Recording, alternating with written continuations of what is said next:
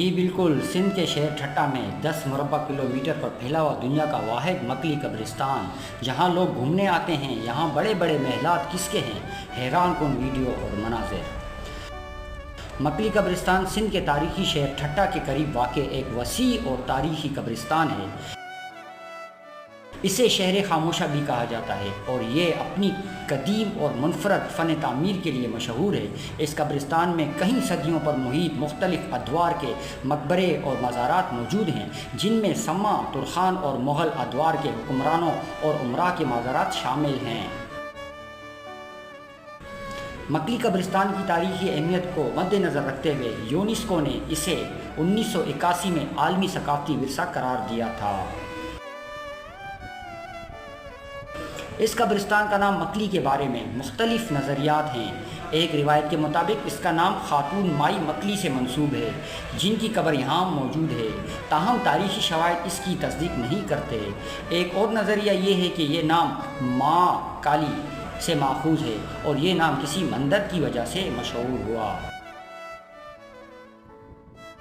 تاریخی شواہد کے مطابق مکلی قبرستان میں مقبروں کی قدامت 500 سال سے زیادہ بتائی جاتی ہے اور یہ سندھ کی تاریخ اور ثقافت کا ایک اہم حصہ ہے۔ ہمارے تو گھر یہاں قریب ہیں، لیکن لوگ پوری دنیا سے یہاں گھومنے آتے ہیں۔ مکلی ضلع ٹھٹہ کا ایک قصبہ ہے جس کی آبادی 2017 کی مردم شماری کے مطابق 47,000 تھی۔ مکلی کی وجہ شہرت مکلی کا قبرستان ہے۔ ٹھٹہ سے مغرب کی طرف 3 کلومیٹر کی دوری پر مکلی کا قدیمی شہر آباد ہے۔ سطح سمندر سے یہ تاریخی شہر 9 میٹر یعنی کہ 30 فٹ بلند ہے۔ تاریخی شواہد سے معلوم ہوتا ہے کہ مکلی کے آس پاس پانی کے تالاب اور بہت سارے میٹھے پانی کے چشمے تھے۔ پانی کی وجہ سے تپتے دنوں میں بھی وہاں ہریالی رہتی تھی اور یہ میٹھے چشمے پیاسے لوگوں، چرند پرند کی پیاس بجھاتے تھے، اور ساتھ میں پانی کے تالاب بھی تھے، درخت بھی تھے اور کچھ دکانیں بھی تھیں جن میں درگاہوں کے میلوں کی مناسبت سے چیزیں فروخت ہوتی تھیں۔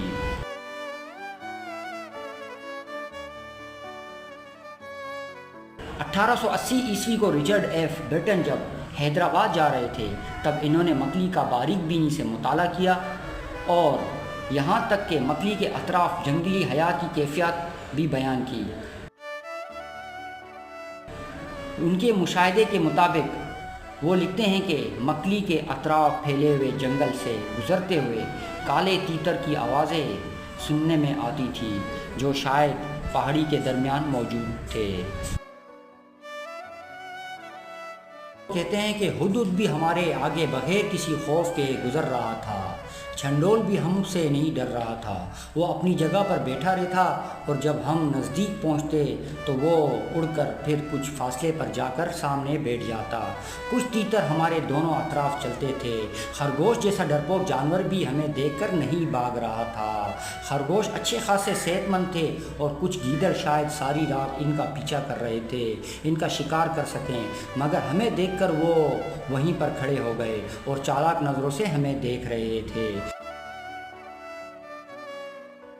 مکلی کا دور سے نظارہ آدمی کو بے حد راحت اور خوشی بخشتا ہے۔ آپ کسی اونچی پہاڑی پر چڑھ کر دیکھیں تو ننگر ٹھٹہ کا شہر یہاں سے سیدھا مشرق میں بسا نظر آتا ہے۔ مکلی کے مقبروں کی تعمیرات پر کی گئی نقش و نگاری کو جتنا قریب سے جا کر دیکھیں گے، اتنا ہی زیادہ لطف احساس ملتا ہے۔ یہاں ہر قسم کی نقش نگاری میں انتہائی نزاکت اور نفاست نظر آتی ہے، جو سارے مقبرے پر ابھری ہوئی دکھائی دیتی ہے۔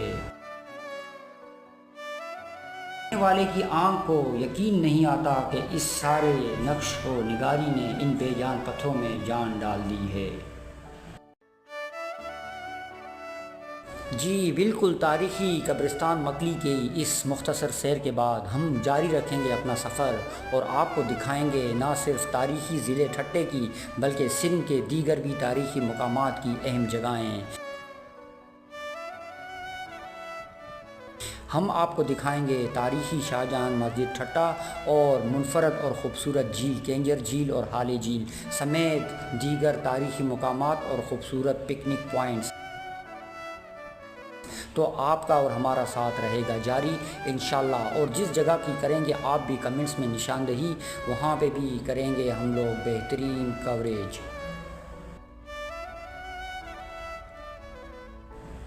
اور دنیا کو دکھائیں گے اپنے ملک کا خوبصورت عکس۔ تو آپ سے لیتے ہیں اجازت، آپ کا اپنا ہوسٹ محمد علی خٹک سندھی۔ خدا حافظ۔